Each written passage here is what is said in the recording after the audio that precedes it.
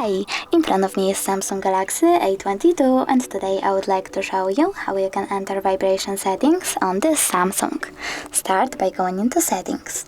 Now choose sound and vibration over here and then you can click on the switcher next to vibrate while ringing to enable or disable vibrations for incoming calls.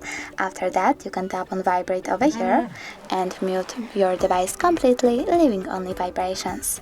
After that scroll down, click on call vibration pattern and pick one of the patterns for your incoming calls by clicking on the chosen one and going back.